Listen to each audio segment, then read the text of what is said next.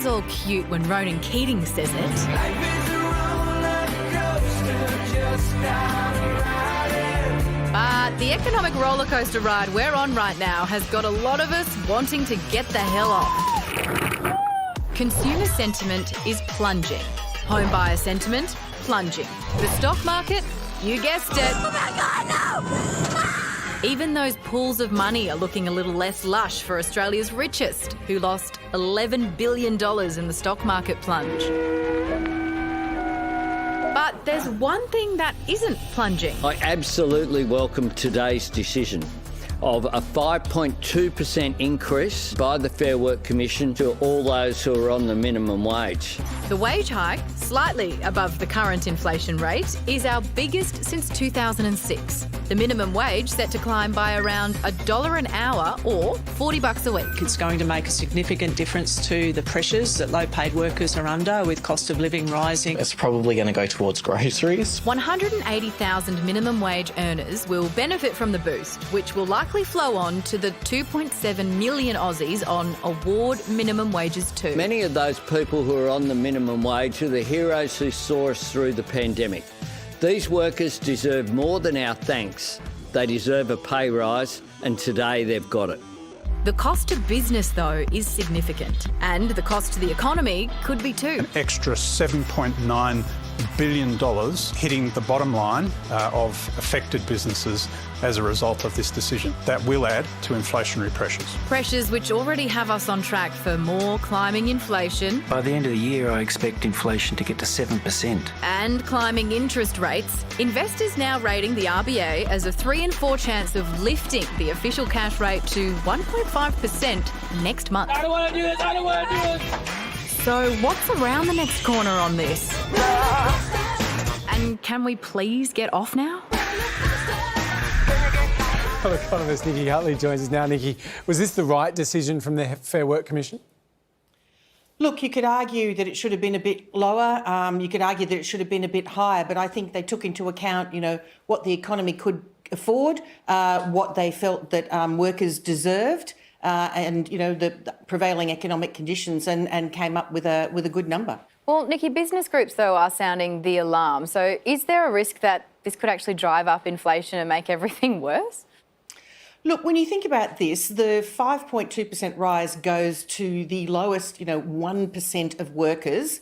It's then 4.6% for sort of the next 15% of award wage earners. And when you think wages are about a third of your bill, it's not a huge amount. Obviously, when businesses are struggling with energy prices and other rising costs, it doesn't necessarily help. But if you look at the profit share of the economy over the last 10 years versus the wages share, it's definitely time that balance was switched a little bit in favour of wages. Nicki, in almost every direction we look, the economy seems to be in chaos at the moment. Is that actually the case, or should we just relax and take a chill pill? And I should point out the prices of chill pills have gone through the roof over the last few weeks.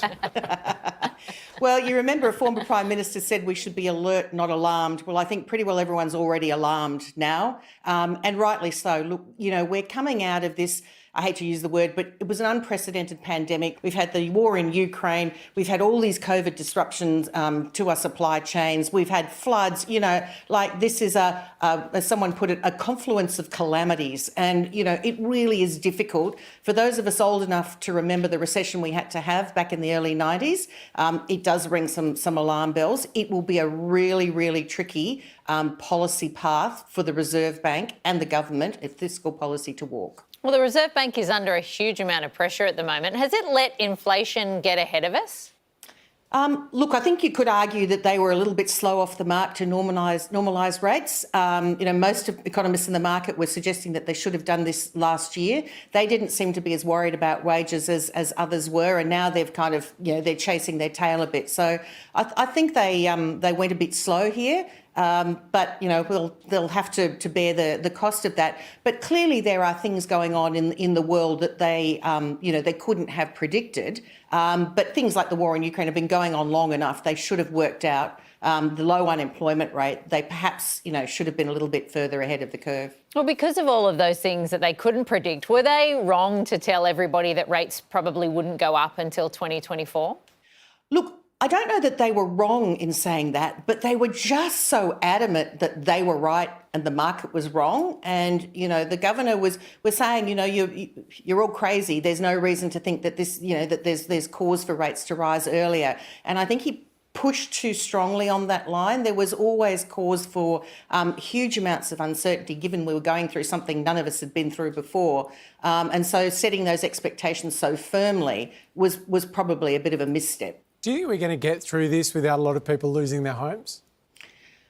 Well, I sure hope we are. And, you know, even though we're talking about interest rates rising, we're not talking about, you know, what we saw back in the early 90s, you know, late 80s of those, you know, 17%, 19% interest rates. A lot will depend on what happens to unemployment as well as interest rates. But don't forget, anyone who's been in the market for quite a while, they've actually seen interest rates fall. They've built up buffers. We've, as the Reserve Bank keeps telling us, we've got lots of savings buffers. So, you know, let's not sort of talk about apocalypses just yet. Well, let's hope the apocalypse is some way off. Nicki, thank you very much. Thank you.